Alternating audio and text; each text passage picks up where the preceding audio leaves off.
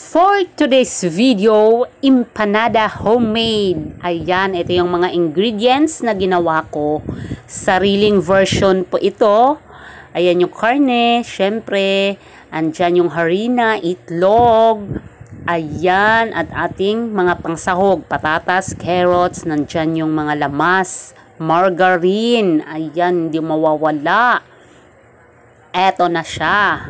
So, ang ginawa ko, para hindi ako mahirapang gawing maliliit or hindi naman namin pinagiling yung karne, ginawa ko, i-blender ko siya ng sabay-sabay. Makita nyo, nilagay ko sa blender. Ayan lahat, sibuyas, karne, patatas.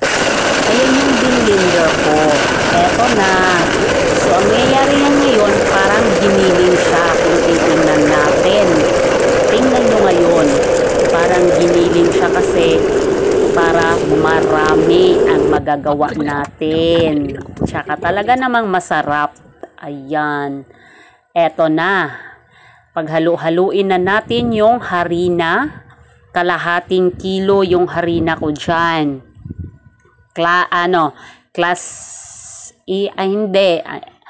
Basta third class yata yan siya.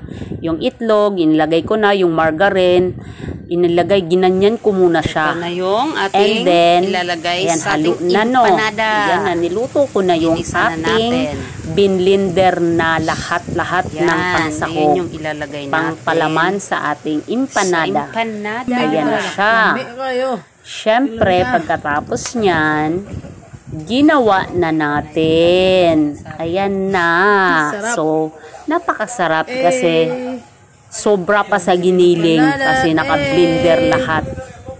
Tapos yun. O, tingnan nyo naman kung ano na yung kinalabasan. Siyempre, eto na siya. Ganun lang kadali gumawa ng homemade empanada in my own version, mga kafeda. Ayan. Siyempre, ito namang nag-video sa akin talaga naman. Ayan na.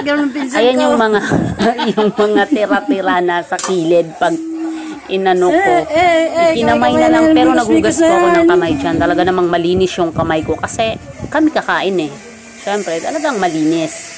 Ito na yung tapos na natin mahulma lahat. At nakita nyo naman parang ang daming nakalagay sa loob. Kasi dinamihan. Kasi tayo lang naman yung kakain. Kami pala. Eto na, pinakulo ko siya. Bakit dyan? Kasi para yung konting tipid sa mantika. Konti lang yung mantikang gagamitin mo, pero parang marami na siya. Kumbaga, malulublog na yung empanada. Ayan na. So, ang sarap na niyan ngayon. Kita nyo naman. Siyempre, talaga namang binilisan na natin para madali at makakain na tayo. So, ayan na nga siya. Eto na nga. Luto na siya. Eto na siya talaga. Makakatikim na tayo ng empanada homemade in my own version. Ayan, nakita nyo naman, walang tipid-tipid sa palaman yan. Talagang siksik talaga sa loob nung giniling. Eto na, ang sarap na talaga. Kita nyo naman. Tingnan nyo lang. Tingin pa lang masarap na. Okay? O, see? Busog na kayo yan. Nakakain kayo ng dalawa yan. Talaga namang busog na. So, iyon na yung nangyari sa ginawa ko. O, eto na. Siyempre, hindi pwedeng hindi tikman. Hindi naman pwedeng tingnan lang yan, no, mga kafeda. Tinikman natin yan. Talaga namang masarap. Talagang saktong-sakto yung timpla ng ating pinalaman at ating harina. Saktong-sakto lang yung timpla niya. Eto na nga. Tinikman na. Kinagat na. Sarap.